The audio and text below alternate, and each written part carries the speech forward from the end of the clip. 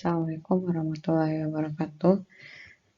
Baiklah teman-teman, pada pertemuan pertama ini di mata kuliah Matematika Fisika 2, kita akan mempelajari tentang turunan parsial.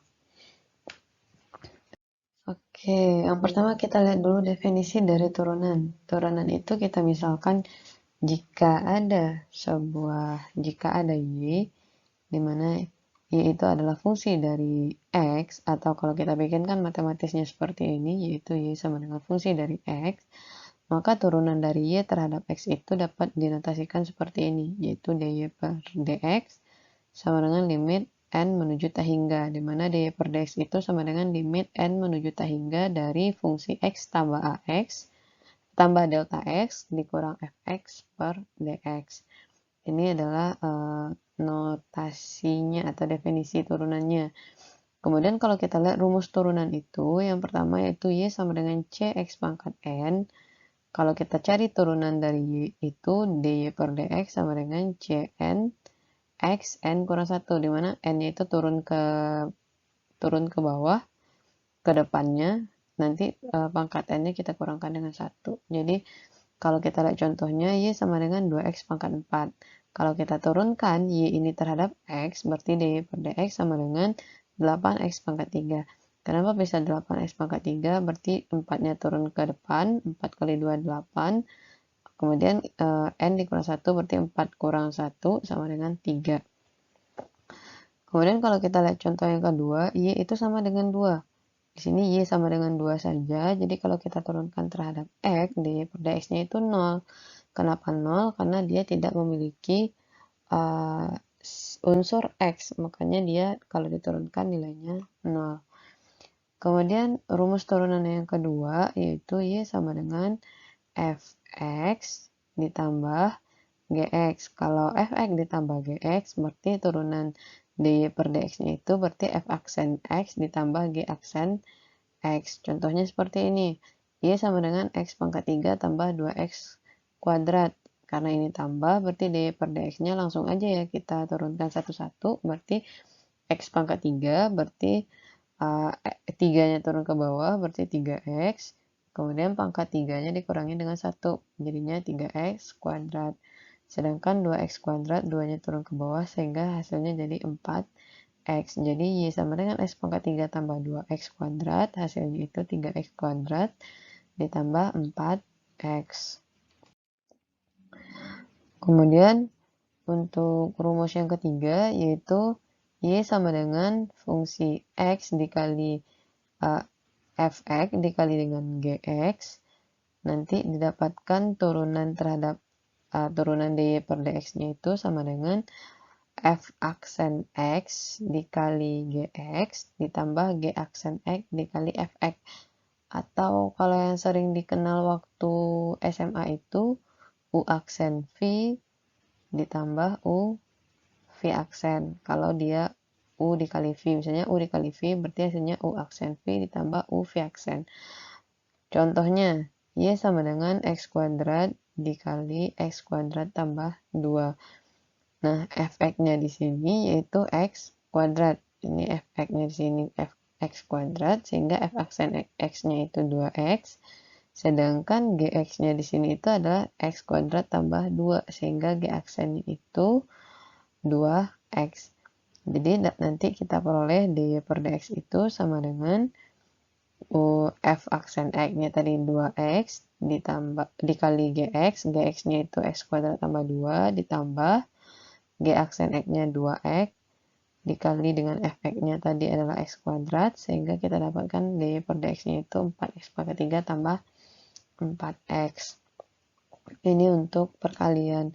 Sedangkan untuk pembagian, jika kita mempunyai Y sama dengan fx bagi dengan gx, maka dy per dx itu sama dengan f aksen x kali gx kurang g aksen x kali fx per gx kuadrat. Atau kalau waktu SMA itu Y sama dengan u per V, berarti dy per dx-nya sama dengan u aksen V kurang u V aksen per V kuadrat. Nah, sama kok, cuman bedanya di sini kalau waktu sekolah itu simbolnya u dan V, sekarang kita pakai fx dan gx.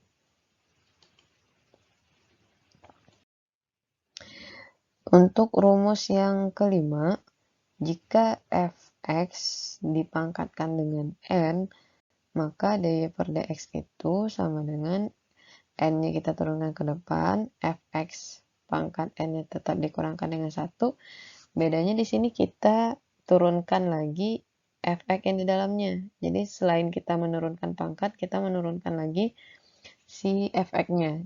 Jadi n dikali fx pangkat n kurang 1 dikali f aksen x. Di sini mah belum diturunkan ya. Ya, di sini yang kita turunkan n-nya. Di sini baru kita menurunkan si f-nya. Contoh.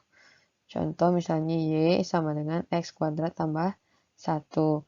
Fx-nya itu kan x kuadrat tambah 1. Sehingga f aksen x, nah f aksen x-nya itu ini nih, 2x. Sehingga y sama dengan x kuadrat tambah 1 pangkat 1 per 2. Pangkat 1 per 2 itu kan dari sini. Akar itu kan sama juga dengan pangkat 1 per 2. Jadi, kalau ditanya dy per dx-nya, kita turunkan n-nya terlebih dahulu. N-nya di sini adalah setengah, dikali fx-nya tadi adalah x kuadrat tambah 1, n dikurang 1 berarti setengah kurang 1, dikali dengan turunan dalamnya. Turunan dalamnya berarti x kuadrat berarti 2x, dan ini kita operasikan biasa berarti x, x-nya dari mana? Dari sini ya. 2x dibagi 2 sisa x kuadrat tambah 1, setengah kurang 1 min setengah. Jadi kalau kita susun, x dibagi dengan x kuadrat tambah 1 pangkat min setengah, berarti min setengah berarti dia ke bawah. Berarti x per x kuadrat tambah 1 pangkat min pangkat setengah di sini, pangkat setengah sama dengan x per akar x kuadrat tambah 1 kalau disederhanakan. Nah, kemudian untuk yang keenam yaitu untuk trigonometri, misalnya y sama dengan sin fx, maka dy per dx-nya itu sama dengan cos fx dikali lagi dengan turunan dalam dari fx-nya nanti berapa. Berarti cos fx dikali f aksen x. Contohnya, y sama dengan sin x kuadrat tambah 1. Turunan dari sin saja adalah cos, berarti cos x kuadrat tambah 1, kita turunkan lagi turunan dalam dari ini, dari x kuadrat tambah 1 berarti 2x. Jadi turunan dari sin x kuadrat tambah 1 itu sama juga dengan 2x. Ini 2-nya ditarik ke depan, 2x cos x kuadrat tambah 1. Itu untuk sin. Kalau untuk cosnya gimana? Kalau untuk cos mah, kalau sin cos berarti cos turunannya min sin. Sekarang kita lihat definisi turunan parsial. Turunan yang diperoleh dari fungsi yang mempunyai variabel bebas lebih dari 1, maka misalnya jika f, x, y, dan z diferensial parsial terhadap x, maka variabel yang lainnya dianggap konstan. Jadi, definisi dari turunan parsial ini adalah turunan yang diperoleh dari fungsi yang mempunyai variabel bebas lebih dari 1. Nah, di sini kan contohnya ada f, x, y, dan z. Dan jika didiferensialkan terhadap x, maka variabel yang lainnya dianggap konstan. Notasinya ini. Ini bacaannya do f. Kalau tadi kan d, sekarang do. Do f, do x. Per-nya nggak dibaca, jadi langsung aja. Do f, do x sama dengan do f, do x, di mana y dan z-nya dianggap konstan. Contoh 1. Di sini ada bangun persegi panjang, di mana luas dari persegi panjang ini merupakan hasil kali dari panjang kali lebar, di mana A itu merupakan fungsi variabel dari P dan L. A itu tergantung nilai P. Kenapa tergantung nilai P? Kenapa dia tergantung nilai P dan nilai L? Karena jika salah satu nilainya berubah, nilai A-nya juga pasti berubah. Dimana jika L-nya berubah dan P-nya dijaga tetap, maka koefisien perubahan diferensial A itu terhadap L dengan P tetap, yaitu do A do L dengan P konstan, sehingga do A do L sama dengan do dikali do P kali L, do L sama dengan P. Kemudian jika P berubah dan L dijaga tetap, maka koefisien perubahan diferensial A terhadap P dengan L tetap, do A do P, di mana L-nya konstan, maka do A do P sama dengan karena A itu P dikali L, do P kali L, do P sama dengan L. Ini kalau kita ngeliat definisinya rada-rada membingungkan, tapi kalau kita masuk ke contoh soal, insya Allah tidak akan sesulit ini. Nah, ini untuk definisi turunan parsial pada bentuk tabung. Jika V sama dengan VR kuadrat kali H, do V do R H, jadi kita turunkan V ini kita turunkan terhadap R dengan H-nya konstan, maka do V kali R kuadrat kali H do R sama dengan 2VR H. Ini gimana cara mencarinya? Cara mencarinya gini. Kita menurunkan V ini terhadap R. V itu kan VR kuadrat H. Berarti do dari VR kuadrat H kita turunkan terhadap R. Di sini kan ada R nih. R-nya kan 2. 2-nya diturunkan ke sini, makanya hasilnya 2VR H. Kemudian kalau do V do H, do V kita turunkan terhadap H dengan R konstan, maka ini yang kita turunkan H ya. Hanya kita turunkan terhadap do H, berarti sisanya tinggal VR kuadrat. Kemudian untuk ini do Z do X dengan Y sama dengan do Z do X, dan kita bikin Y-nya konstan, itu sama dengan turunan parsial pertama Z terhadap X. Nah, ini tuh disebut juga dengan turunan pertama Z terhadap X. Ini berarti turunan pertama V terhadap R, ini turunan pertama V terhadap terhadap H. Nah, contoh soalnya, kalau kita ngelihat definisinya itu memang rada membingungkan, tapi kalau kita masuk ke contoh soal biasanya mah enggak gitu. Di sini ada persamaan Z sama dengan 2X kuadrat kurang 3XY ditambah 4Y kuadrat.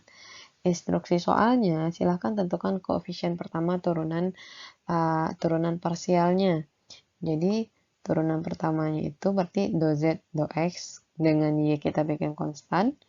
Nanti kita juga nyari do Z do Y dengan X kita bikin konstan. Maksudnya di sini kita hanya menurunkan terhadap X dulu, kemudian kita turunkan lagi nanti dia terhadap Y. Sekarang kita turunkan dia terhadap X. Berarti 2X kuadrat, do Z-nya itu kan ini. Do Z-nya kan 2X kuadrat kurang 3XY tambah 4Y kuadrat, do X. Nah, kita turunkan ini terhadap X, berarti 4X. 4X dikurang 3Y. Kenapa 3Y? Karena X-nya diturunkan terhadap X habis. Yang ini gimana? Ini kan nggak ada unsur X. Berarti kalau nggak ada unsur X, ketika kita turunkan dia, berarti otomatis nilainya adalah 0. Yang kedua kita cari do Z, do Y. Kita nurunin Z terhadap Y. Do dari 2X kuadrat kurang 3XY tambah 4Y kuadrat, do Y. Kita nurunkan terhadap Y ya. Ini berarti hasilnya pasti akan 0 karena tidak ada variabel Y-nya. Yang ini lagi min 3XY karena kita turunkan terhadap Y berarti sisa min 3X. Kemudian ditambah 8Y. Nah, ini dia contoh soal yang pertama. Sekarang kita masuk contoh soal yang kedua. Dengan soal Z sama dengan 2U kuadrat tambah 2V kuadrat tambah 2W kuadrat. Nah, di sini ada 3 variabel. Ada U, V, W, berarti kita turunkan dia satu-satu. Kita turunkan dia terhadap U dulu, kemudian terhadap V, dan kemudian terhadap W. Do Z, do U. Berarti kita menurunkan Z terhadap U, berarti di sini langsung hasilnya 4U. Do Z, do V, do Z, do V, berarti di sini langsung 4V. Yang ini kan nggak perlu diturunkan karena tidak mengandung variabel V. Kemudian do Z, do W, berarti do Z, do W, berarti ini ya. Ini 0, ini 0, ini 2W kuadrat diturunkan terhadap W hasilnya 4W. Ini untuk contoh soal yang kedua. Nah, ini untuk contoh soal yang ketiga. Untuk contoh soal yang ketiga, di sini ada pembagian. Jadi, teman-teman ingat lagi rumus turunan untuk pembagian, yaitu ini ya. U aksen V sama dengan U U per V sama dengan U aksen V tambah U V aksen per V kuadrat. U-nya itu adalah X kuadrat, karena dia U aksen, berarti X kuadrat diturunkan terhadap X, 2X. V-nya itu X kuadrat tambah Y kuadrat, dikurang U-nya itu X kuadrat, V aksennya itu karena dia diturunkan terhadap X, berarti nilainya 2X. Ini dia 2X dibagi dengan V kuadrat, berarti X kuadrat tambah Y kuadrat dikuadratkan lagi, didapatkan hasilnya seperti ini. Kemudian untuk yang Y-nya juga menggunakan cara yang sama. Silahkan diperhatikan. Next, contoh soal yang kelima. Contoh soal yang kelima ini adalah trigonometri. Jadi Z sama dengan cos X tambah 5Y. Ingat lagi aturannya, kalau sin turunannya cos, kalau cos turunannya min sin. Dan jangan lupa dikalikan dengan turunan dalamnya. Jadi, jika fx-nya itu sama dengan X tambah 5Y, berarti ini ya, berarti turunan dalam dari ini adalah, kalau dia diturunkan terhadap X, berarti nilainya 1. Sehingga kalau kita turunkan, do Z ini terhadap X, turunan dari X, turunan dari cos X, berarti min sin X tambah 5Y. Kemudian turunan dari X tambah 5Y terhadap X, berarti 1. Jadi jawabannya min sin X tambah 5Y. Kalau kita turunkan terhadap sumbu Y ya sama juga, min sin X tambah 5X, di sini tambah 5Y, dan 5Y-nya kita turunkan terhadap Y, 5Y diturunkan terhadap Y, hasilnya 5, maka di sini jadinya min 5 sin X ditambah 5Y.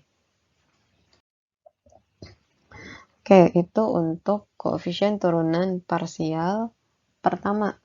Sekarang kita masuk koefisien turunan parsial kedua. Turunan parsial kedua ini maksudnya kita menurunkannya 2 kali. Kita turunkan pertama, kemudian kita turunkan dia sekali lagi. Itu yang disebut dengan koefisien turunan parsial kedua. Contohnya di sini Z sama dengan X kuadrat tambah 3XY ditambah Y kuadrat. Kita turunkan dia pertama dulu untuk X, berarti do Z do X, berarti 2X ditambah 3Y. X-nya habis ya, di sini habis. Kemudian do Z do X ini kita turunkan lagi sekali lagi terhadap X. Berarti jadinya do kuadrat Z do X kuadrat. Kalau kita pecah jadinya do X dari do Z do X. Berarti do Z do X ini kita turunkan lagi sekali lagi terhadap X. Sehingga kalau kita bikinkan do X, do Z do X-nya kita turunkan, berarti 2X tambah 3Y. Jadi yang akan kita turunkan terhadap do X itu adalah 2X tambah 3Y tadi. Jadi ini hasilnya nanti 2.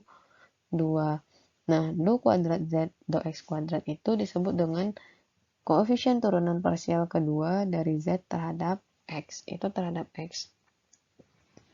Sekarang kita lihat yang terhadap sumbu Y. Terhadap sumbu Y berarti do Z do Y, ini kita turunkan terhadap Y, berarti hasilnya 3X tambah 2Y. Tambah 2Y. Kemudian yang ini kita turunkan sekali lagi terhadap Y. Kita turunkan sekali lagi terhadap Y, lihat aja ini yang ada unsur Y-nya cuma 2Y. 2Y diturunkan sekali lagi terhadap Y, pasti menghasilkan 2. Nah, ini disebut dengan koefisien turunan parsial kedua dari Z terhadap Y. Nah, tapi ini apa? Ini ada lagi. Tadi kan terhadap X saja, terhadap Y saja. Sekarang terhadap kedua-duanya, terhadap X dan Y. Contohnya itu seperti ini.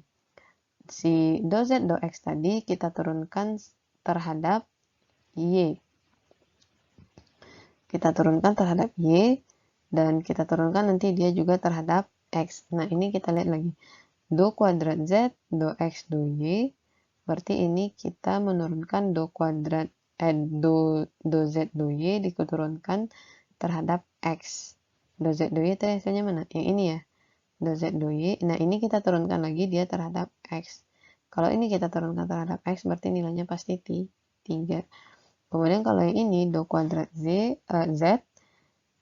do Y do X. Ini kita menurunkan do Z do X terhadap Y. Do Z do X tadi mana? Ini. Kita turunkan dia terhadap Y. Berarti nilainya cuma 3. Nah, inilah yang disebut dengan koefisien turunan parsial kedua dari Z terhadap X dan Y. Nah, kemudian yang ini adalah koefisien turunan parsial kedua dari Z terhadap Y dan X, di mana dapat kita simpulkan kalau kedua-duanya itu memiliki nilai yang sama. Next, kita lanjut untuk contoh yang kedua. Contoh yang kedua, Z itu sama dengan ln X kuadrat tambah Y kuadrat. Soalnya buktikanlah bahwa do kuadrat Z do X kuadrat ditambah do kuadrat Z do Y kuadrat itu sama dengan 0. Nah, kita disuruh membuktikan ini. Karena kita ketemu dengan ln, hal yang harus kita ingat, persamaan untuk turunan untuk ln itu, Y sama dengan ln X itu, turunan dari aksennya itu sama dengan 1 per X. Kemudian kalau Y sama dengan ln GX, maka Y aksennya itu 1 per GX, G aksen X. Kalau untuk soal kita ini, kasusnya itu yang ini, yang Y sama dengan ln GX. Jadi, ln X kuadrat tambah Y kuadrat itu sama juga dengan ini tadi ya. Ini sama juga dengan GX-nya, berarti 1 per GX-nya itu 1 per X kuadrat tambah Y kuadrat. Kita turunkan lagi yang turunan dalam ininya, F aksen dari X kuadrat tambah Y kuadrat. Sehingga kalau kita cari satu-satu, do Z do X, berarti kita menurunkan ini terhadap X, 1 per X kuadrat tambah Y kuadrat, ininya kita turunkan terhadap X, berarti 2X. Didapatkan hasilnya 2X per X kuadrat tambah Y kuadrat. Kemudian yang ini kita turunkan sekali lagi terhadap X. Kita turunkan sekali lagi terhadap X. Karena di sini bentuknya pembagian, berarti ingat lagi U aksen V kurang UV aksen per V kuadrat. Berarti di sini nanti U aksen V, U aksennya berarti 2, V-nya X kuadrat tambah Y kuadrat, dikurang U-nya 2, V aksennya nanti juga 2, kan X kuadrat tambah Y kuadrat diturunkan terhadap X kan 2X. Dibagi dengan V, berarti X kuadrat tambah Y kuadrat dikuadratkan lagi, nanti didapatkan hasilnya seperti ini. Begitu juga untuk yang Y-nya, do Z do Y sama dengan 1 per X kuadrat tambah Y kuadrat, kita turunkan ini terhadap Y, berarti 2Y sama dengan 2Y per X kuadrat tambah Y kuadrat. Nah, yang ini kita turunkan sekali lagi terhadap Y. Ingat, dia bentuk pembagian. Sehingga nanti didapatkan hasil 2X kuadrat kurang 2Y kuadrat per X kuadrat tambah Y kuadrat dikuadratkan. Nah, dia kan nyuruh buktikan do kuadrat Z do X kuadrat tambah do kuadrat Z do Y kuadrat itu sama nggak dengan 0 gitu. Ini kan hasilnya tadi yang ini sama yang ini. Berarti min 2X kuadrat ditambah 2Y kuadrat per X kuadrat tambah Y kuadrat dikuadratkan tambah 2X kuadrat kurang 2Y kuadrat per X kuadrat tambah Y kuadrat dikuadratkan, hasilnya sama dengan 0, berarti terbukti. Next, kita bahas tentang diferensial total. Diferensial total ini kita misalkan Z itu merupakan fungsi dua variabel bebas yaitu X dan Y, di mana ini fungsi Z itu sama dengan Fx dan Y, Fxy, ini versi matematisnya, ini versi kata-katanya ya. Nah, maka jika X berubah sebesar dx, sedangkan Y-nya tetap, Z merupakan fungsi X saja. Ya, jika X-nya berubah sebesar dx, sedangkan Y-nya tetap, berarti si Z itu merupakan fungsi X saja. Maka diferensial parsial Z terhadap X didefinisikan sebagai berikut. Dx Z turunan dari Z terhadap fungsi X sama dengan dxz sama dengan do Z do X dx. Diferensial parsial Z-nya terhadap Y, dyz sama dengan do Z do Y dy. Nah, diferensial total dz-nya gimana? Diferensial total dz-nya didefinisikan sebagai jumlah dari diferensial parsialnya. Ini diferensial parsialnya tadi ya. Nah, diferensial parsialnya itu berarti dz sama dengan dxz ditambah dyz, di mana nilai dari dxz tadi adalah doz dx tambah doz dy dy. Maka dengan cara yang sama, jika fungsinya itu dalam W sama dengan fxy sampai fxyz, maka karena di sini W berarti dw ya. dw sama dengan dxw tambah dyw tambah dzw ditambah nanti titik-titik sampai berapa gitu. Sehingga dw itu sama dengan dw x dx tambah dw dy tambah dw z dz. Sampai nanti kalau ada sampai dw t dt. Ini terserah nanti mau seberapa panjang pertambahannya. Ini kalau ngeliat ininya pasti bingung, tapi kita lihat contoh soalnya. Contoh soalnya, bila z sama dengan x kali y, tentukan dz. dz tadi kan ini persamaannya. dz itu doz x dx tambah doz dy dy. Jadi yang harus kita cari di sini apa? Ya kita harus mencari doz x, kemudian doz dy-nya. Ya udah, kita turunkan aja yang ini terhadap doz dan x.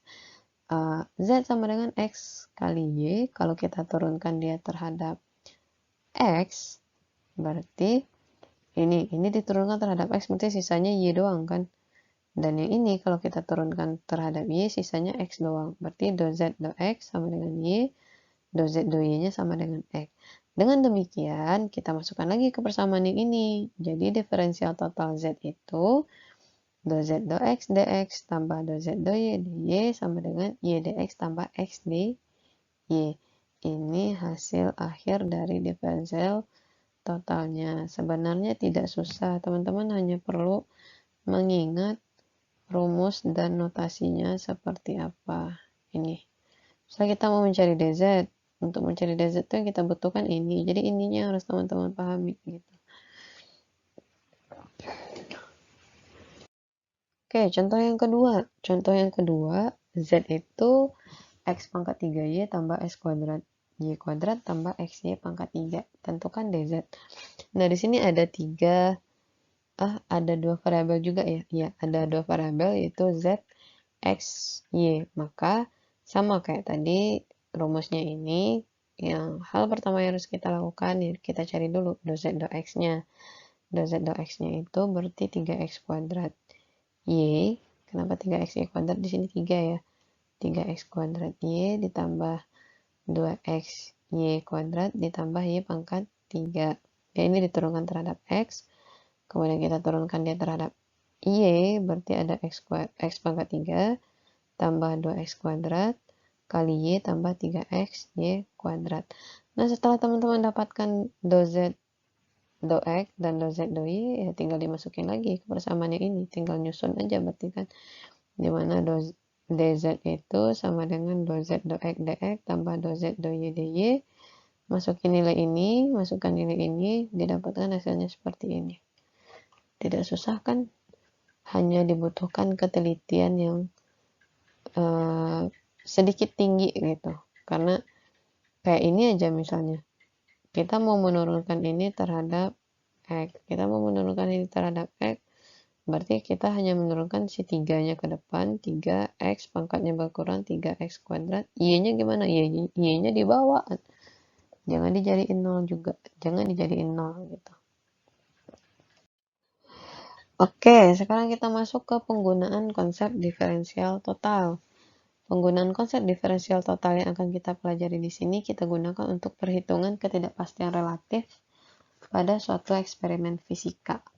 Contohnya, jika hambatan kawat R itu sama dengan rho L per A, di mana rho itu adalah konstanta ketetapan, kemudian bila ketidakpastian dalam pengukuran L-nya itu ada 5%, dan ketidakpastian dalam pengukuran A-nya itu ada 10%, tentukan ketidakpastian relatif terbesar dalam perhitungan R.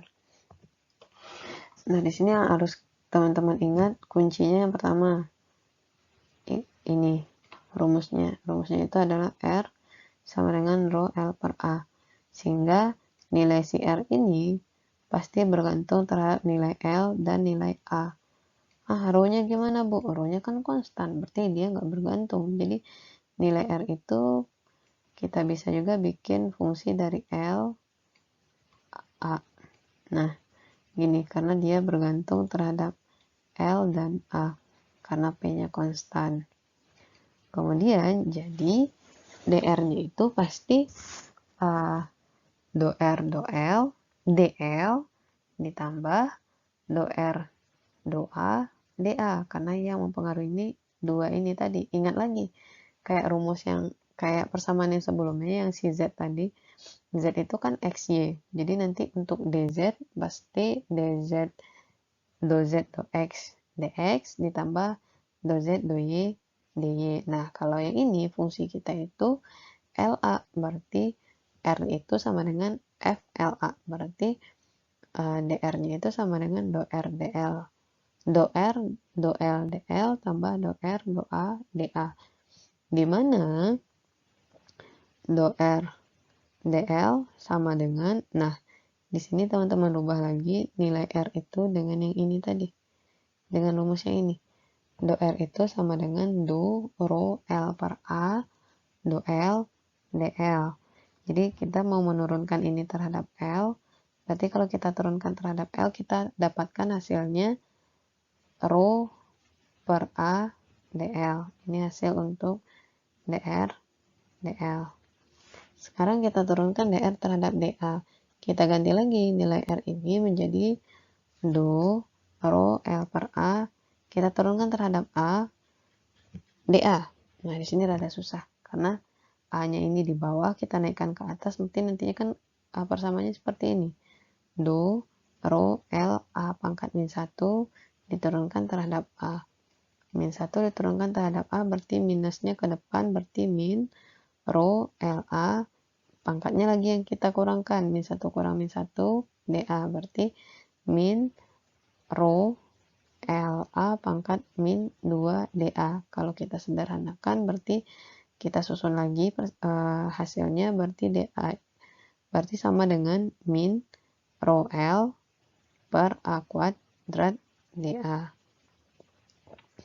Ini belum selesai, tunggu dulu. Maka kita dapatkan DR-nya seperti ini kan. Do R do L DL tambah do R do A DA, P sama dengan rho per A DL dikurang rho L per A kuadrat DA. Ini hasil akhirnya tadi. Nah, kemudian hasil yang ini, untuk mencari ketidakpastian relatif R itu, kan definisikan sebagai do R R. Do R, karena ketidakpastiannya terhadap R ya. Jadi kedua ruas itu kita bagi dengan R. Kita bagi ini kita bagi lagi dengan R, dua-duanya gitu. Do R per R sama dengan rho A dL per R kurang rho L per A kuadrat DA, sama-sama dibagi R semuanya. Dimana R itu tadi kan rho L per A, maka, nah di sini mulai pusing. Do R per R sama dengan rho per A dL dibagi R yang ini, teman-teman rubah dengan yang ini. Berarti dibagi dengan ini, dikurang rho L per A kuadrat DA dibagi dengan ini. Kalau dibagi T berarti, kalau kita susun ini kan kayak gini jadinya. Rho per A dikali A per rho L. Berarti ini habis. Ini habis, ini juga habis. Ini juga kita susun rho L per A kuadrat berarti dikali dengan A per rho L. Ini juga habis. Ini tinggal 1. Berarti hasilnya nanti 1 per L atau DL per L dikurang, ini A-nya sisa di sini 1 ya. DA per A atau 1 per A kali DA. Sehingga do R per R itu sama dengan ini. DL per L kurang DA per A. Karena ketidakpastian terbesar itu dapat dicari dengan mengambil harga mutlak dari kedua rumus persamaan ini, Maka ini kita mutlakkan, semuanya kita mutlakkan, berarti dr per r sama dengan dl per l tambah dA per A. Sehingga dr per r itu tadi kan nilainya kalau ketidakpastian pengukuran panjang itu katanya 5%. Ketidakpastian pengukuran luas itu kan katanya 10%. Jadi ketidakpastian terbesarnya itu adalah 15%. Seperti itu kira-kira penjelasannya.